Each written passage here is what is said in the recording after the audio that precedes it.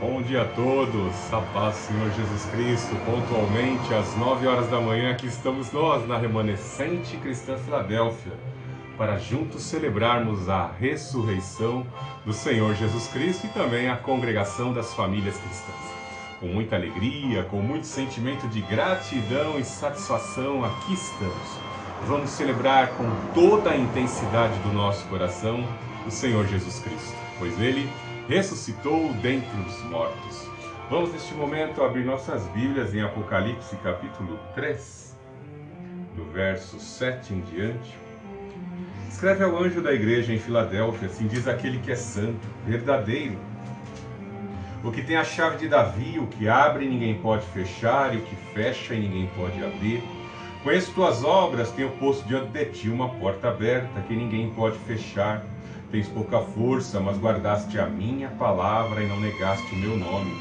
Farei aos da sinagoga de Satanás, aos que se dizem judeus e não são, mas mentem. Sim, farei que venham adorar prostrados aos teus pés e saibam que eu te amo. E preste atenção à minha exortação, à perseverança eu também te guardarei, da hora da provação que virá sobre o mundo inteiro, para apurar provas que habitam sobre a terra. Venho sem demora. Observa o que tens, para que ninguém tome tua coroa. Farei do vencedor uma coluna no templo do meu Deus, de onde jamais sairá. Escreverei nele o nome do meu Deus, o nome da cidade do meu Deus, a nova Jerusalém, que desce do céu da parte do meu Deus, e também o meu novo nome. Quem tem ouvidos, ouça o que o Espírito diz às igrejas. Quando se falamos de provisões, nós vemos que certas situações e certos projetos da vida têm que estar embasados em projetos, né? No curso de pós-graduação em MBA, Gestão Empresarial, nós aprendemos lá um tripézinho que é fundamental nós assim termos em nossas consciências quando vamos empreender em alguns projetos. Perdão. Os nossos projetos têm que ter tempo, um tempo para concluir, um custo, um financiamento, pois haverão gastos, e o projeto, o escopo, o tempo e o custo. Esse tripé tem que fazer parte dos grandes empreendimentos, aonde vamos investir, no que trabalhar. E uma coisa bem certa, até mesmo as guerras, quando assim são implementadas, quando você vê uma guerra acontecendo, as intenções de guerra já ocorrem nos bastidores, em cenários ocultos, em clubes fechados, e o que nós vemos depois somente é a destruição. Veja que algumas nações aí armazenaram, né, o grande dragão vermelho do Oriente armazenou mais de 45 bilhões de dólares em mantimento, em alimento, para empreender, não se sabe ainda no que. Talvez na sua expansão imperialista. Da mesma forma também a Rússia armazenou suprimentos e também armazenou metais preciosos. Houve um armazenamento de algo que é essencial para poder implementar em conquistas imperialistas, aquisição de novos reinos, de novas terras. Há sempre um interesse baseado, sustentado na questão financeira, em algo que será lucrativo e que proporá uma expansão ainda maior e aumento de força e de poder, de dominação. Devemos agora observar para a nossa vida, nós que somos pequenos, filhos de Deus, é muito importante em nossos projetos o Senhor Jesus Cristo fazer parte dele.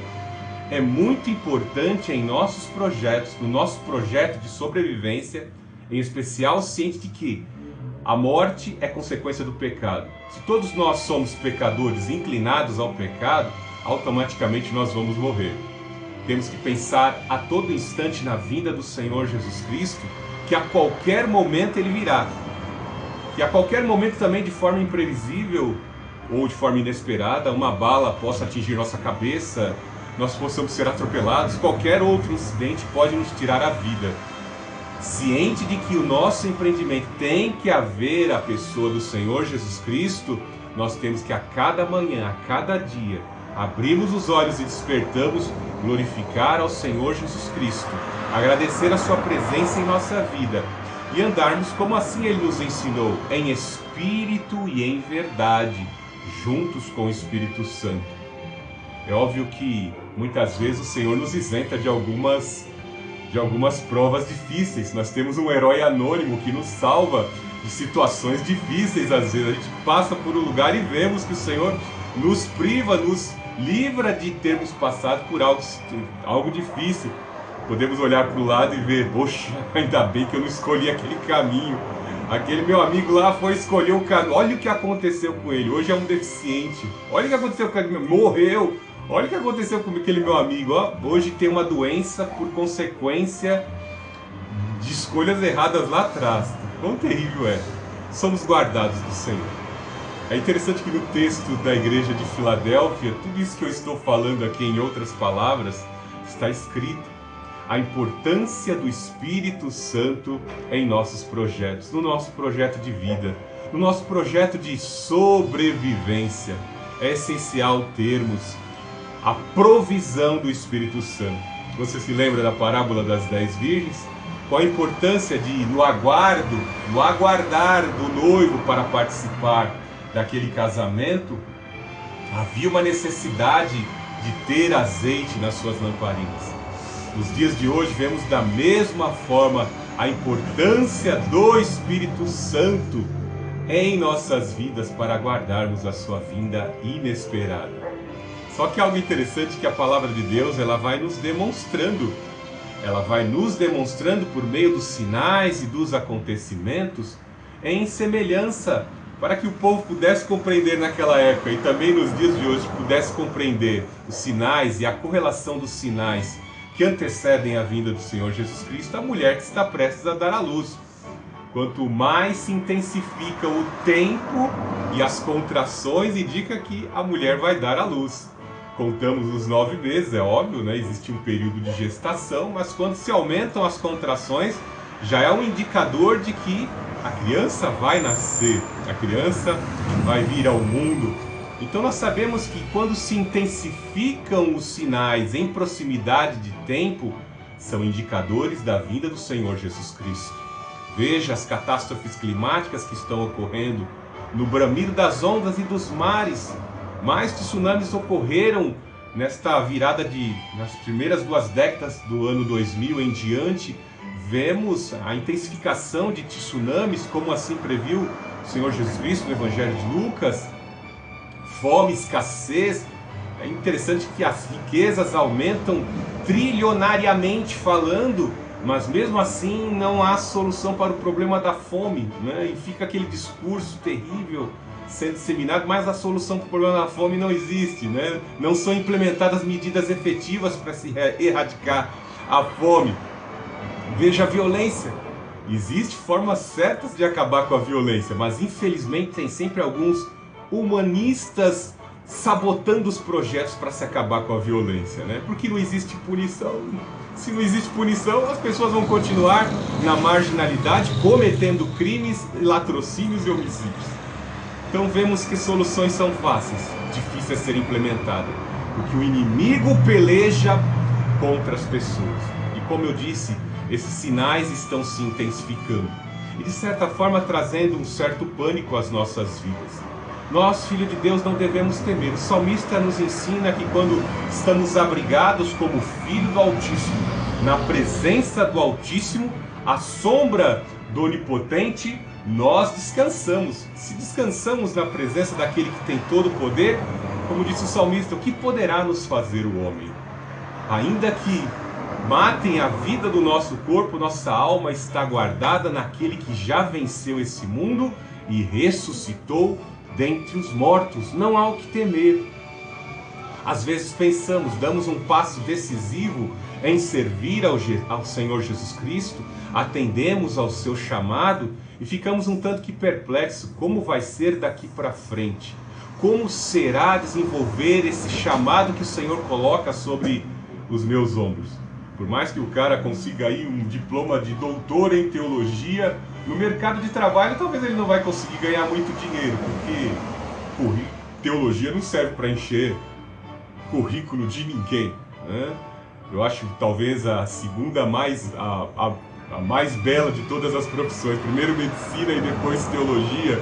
Uma especificamente em salvar a vida do corpo e outra especificamente em salvar a vida do ser humano, salvar a alma, a existência eterna dos seres humanos. São duas ciências que eu admiro muito.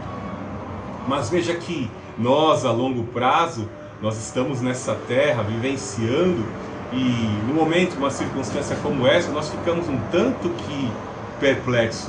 Como será daqui para frente? Como será daqui para frente? Nos vem a palavra, nos vem à mente algumas palavras, alguns textos do Antigo Testamento, em que mostra o povo saiu do Egito, e agora? O que vai ser daqui para frente? Eu me lembro de uma situação tanto que engraçada, né? Nós ficávamos dentro da fábrica ali 10 horas por dia, né? Um bom tempo, e as pessoas fazem serviços repetitivos, é tudo muito mecanizado, e aquilo fica impregnado na consciência e na cultura.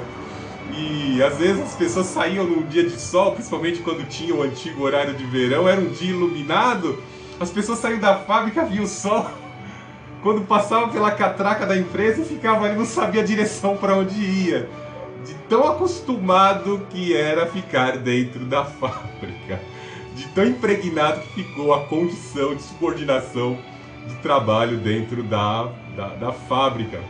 Bem assim, nós muitas vezes não sabemos o que fazer. Saímos, temos a liberdade como o povo hebreu do cativeiro egípcio, e não entenderam que estavam sendo retirados dali pela poderosa mão de Deus para novidade de vida. Não agora para serem idólatras, adoradores dos ídolos do Egito. Ezequiel revela isso, né? Que o povo de Deus também se contaminou com os ídolos, os demônios do Egito. Agora o Senhor os libertava para uma novidade de vida. E quando Deus liberta para uma novidade de vida, Ele vai trazer tudo o que é essencial para trazer sustentabilidade para a sobrevivência do povo de Deus. E aí, Moisés, o que nós vamos comer? Calma, essa mesma nuvem que nos protege do calor escaldante que o sol proporciona, vai fornecer todas as manhãs o maná. E agora, Moisés, como caminharemos à noite? Essa mesma nuvem de glória se transforma em coluna de fogo para nos iluminar e nos aquecer no frio do deserto à noite. Veja que contraste entre frio e quente. Deus cuidando. Deus, como disse o salmista, prepara mananciais no deserto. Preparou codornizes. A rocha foi ferida e forneceu água. Os inimigos vieram e foram derrotados no deserto. Rei de Og e de Bazã. Deus preservou as sandálias e as vestimentas do seu povo. Ficamos perplexos ainda. Se esquecemos, veja que o povo não tinha nem dado 50 dias após a saída do cativeiro egípcio. Já estavam ainda impregnados com a cultura do Egito. Cultuaram os demônios no deserto. Cultuaram os sátiros, os deuses híbridos, metade homem, metade bode. O povo de Deus cometeu essa atrocidade. Muitos pereceram no deserto. Todos foram resgatados. Não ficou uma unha sequer no Egito. Mas nem todos foram aprovados no deserto. Isso que nós temos que tomar cuidado. Não duvidar da forma de Deus administrar. Não duvidar da forma como Deus está gerindo sobre o universo. Ele é o supremo cuidador. Ele tem todo o poder para trazer à existência aquilo que não existe. Certa vez, o diabo lançou muitas setas na minha vida acerca do meu chamado, para pôr em dúvida o chamado que foi colocado sobre os meus ombros. E numa madrugada, eu orando, eu fiquei ali buscando horas e horas. Não foi uma hora somente, algumas horas orando ali. Muitos minutos orando. E quando eu fui deitar, e Deus não me revelou na oração, mas quando eu fui deitar, visto que já era numa segunda-feira, eu precisava de uma nova mensagem para pregar no domingo, Deus já me revelou esse texto aqui, ó. Está em Isaías 46, 4. Eu serei o mesmo até a vossa velhice, e ainda na vossa idade avançada eu vos carregarei.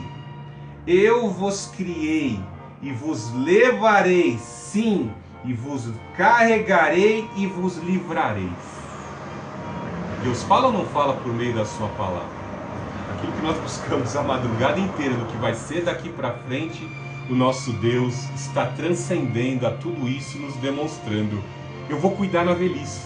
Eu não esqueci o pastor Fernando jovem, que abriu mão da sua juventude para me servir. Eu não esqueci do pastor Fernando maduro, que abria mão às vezes de 4 domingos no mês, 2 domingos eram colocados a pregação da palavra. Eu não esqueci dessas obras.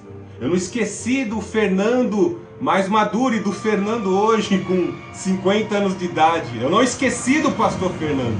Eu tive uma aliança no passado, em todo o teu processo e agora na velhice. Eu prometo que mesmo que você não possa mais andar, eu te carregarei, pastor Fernando. Deus revelou isso para mim. Essa palavra serve para você? Essa palavra se estende ao teu coração, que Deus vai cuidar do seu povo? Incremento mais essa palavra naquilo que o apóstolo Pedro diz na sua segunda epístola, que o Senhor sabe muito bem como livrar na hora da tribulação. O nosso Deus sabe muito bem como livrar o seu povo na hora da tribulação. Confie nessa palavra, confie no cuidado de Deus. Ele não te abandonou, Ele tem cuidado de você. Você chegou até aqui, você está vivo, é o Senhor dando oportunidade. Mas por que por meio de tanto sofrimento? O Senhor sabe todas as coisas. O Senhor tem fase de tratar com dor, com alegria na vida de todos. Muitos estão em alegria, mas talvez estejam um tanto que distantes do Senhor. Muitos estão agora sofrendo a questão de perdas. O Senhor está no controle, o Senhor efetua a justiça até mesmo na morte. Muitos estão preocupados e ansiosos, mas são tementes a Deus. Deus envia essa palavra. Continue firme. Não permita que você mesmo tire a coroa da sua cabeça. Como Davi, num momento de deslize, foi tirando a couraça, tirando partes, componentes da sua armadura. E foi o momento exato que o inimigo, o agente do mal, Esbi-Benob, veio para tirar a vida do guerreiro, do grande guerreiro, a luz de Israel, Davi, para se vingar, visto que Davi havia no passado matado seu pai, Golias. Então, não descuide por um instante sequer que a palavra de Deus vem alimentar o seu coração com o poder inerente dela. Ela tem todo o poder. Essa palavra que foi entregue pelo profeta Isaías tem poder de ressuscitar mortos, trazer a existência, a luz num ambiente de caos, dar forma à terra, criar a fauna e a flora. Esse é o Deus que nós servimos. Está tudo no controle. Guerras surgem, ditadores se levantam, mas Deus está no controle. Nós não aguardamos a nova ordem mundial. Nós aguardamos novos céus e nova terra. Grave esta frase em nome do Todo-Poderoso, nosso Senhor e Salvador Jesus Cristo. Deus Altíssimo, Deus de amor, Deus de poder, nós te amamos, te adoramos, te engrandecemos, te glorificamos. Tu és o nosso cuidador, Tu és o nosso provedor. Senhor Jesus Cristo, muito obrigado pelo poder que há no Teu sangue. Nele temos a remissão, a absolvição dos nossos pecados. Muito obrigado, Senhor, te agradecemos pela ação do Espírito Divino em nosso viver, nos inspirando, capacitando, revigorando, consolando as nossas vidas das pancadas, das lutas, das marcas que vão ficando em nossa pele. Aguardamos novos céus e nova terra. Aguardamos o corpo imperecível, o corpo incorruptível. Por isso te adoramos, te veneramos nessa manhã, ó Deus Altíssimo. Senhor Jesus Cristo, Santo Espírito do Deus Altíssimo, te veneramos nessa manhã. Te exaltamos por teus feitos. Traga à nossa memória constantemente que o Senhor foi fiel ao seu povo e jamais o abandonou nos momentos difíceis, pois tu és fiel. É impossível, Senhor, mentir, pois é a plena verdade. Pois é a plena verdade. O Senhor é a verdade. Suas promessas são verdadeiras e ninguém pode impedir a sua ação sobre as nossas vidas. Senhor Jesus, abençoe a todos que se encontram aqui na Remanescente Cristã Filadélfia. Senhor Jesus Cristo, abençoe os nossos ajudadores, os nossos alunos, os nossos colaboradores. Põe tua mão poderosa sobre a vida deles, Senhor Jesus Cristo. E que essa palavra de provisão entre nos corações e alimente a fé, a convicção, em nome do Senhor Jesus Cristo. Nessa manhã remanescente cristã Filadélfia, adore e exalta ao Deus Altíssimo. Adore e exalta ao Filho do Deus Altíssimo. Adore e exalta ao Espírito do Deus Altíssimo. Nesta manhã de domingo, louve, adore, exalte e engrandeça ao Senhor Jesus Cristo. Ele ressuscitou dentre os mortos.